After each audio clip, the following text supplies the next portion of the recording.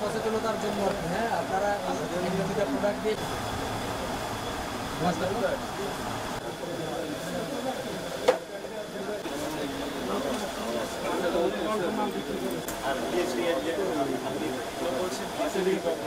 আমাদের কাছে মূলত যে প্রাথমিক তথ্য ছিল সেই তথ্যটা ছিল যে রিয়াজউদ্দিন বাজারের কিছু দোকানে বিএসটিআই অনুমোদনহীন এবং হচ্ছে যে নকল প্যাকেটজাত প্রসাধনী সামগ্রী বিক্রয় হচ্ছে। সে তথ্যের ভিত্তিতে বিএসটিআই এর প্রতিনিধি সহ নির্বাহী ম্যাজিস্ট্রেটের নেতৃত্বে আমরা একটা মোবাইল কোর্ট পরিচালনা করতে। আসলে কোনো বৈধতা নাই, এরা বিভিন্ন কেমিক্যাল মিক্স করে খালি বোতল জোগাড় করে এখানে ওরা ফিল করতেছে।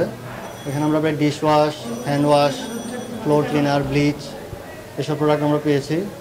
তো এগুলোর বিএসটিআই কোনো সার্টিফিকেট তারা নেয়নি।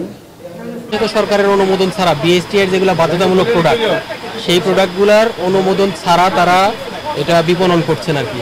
এবং আমরা একটা কারখানাও দেখেছি যে সেখানে তারা নিজেদের মতো করে উৎপাদন করছেন অবৈধভাবে। এই কারণে আমরা এই যে 3টা বা 4টা দোকান, হ্যাঁ এটা দিয়ে 4টা দোকান আমরা অভিযান পরিচালনা করছি। এখন পর্যন্ত 3টা দোকানে 4টা দোকানে আমরা 80,000 টাকা অর্থদণ্ড করেছি এবং একটা যে প্রোডাক্টগুলো আছে সবগুলো আমরা এটা জব্দ করেছি, ধ্বংস করে দেব এবং যে কারখানাটা আমরা অবৈধ পেয়েছি সেটা আমরা সিলগালা করে দেব।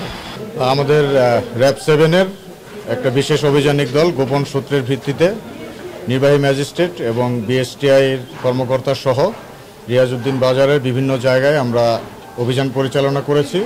ভেজাল বিরোধী এই অভিযানে আমরা বিপুল পরিমাণে ভেজাল পণ্য, কসমেটিক্স, হাইজেনিক আইটেম যেমন হারপিক এবং হ্যান্ড ওয়াশ এই ধরনের জিনিসপত্র আমরা উদ্ধার করেছি।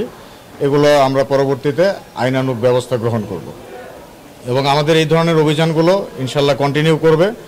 যেখানেই যে কোনো ধরনের অপরাধ হবে সেখানেই র্যাব পৌঁছে যাবে ইনশাল্লাহ।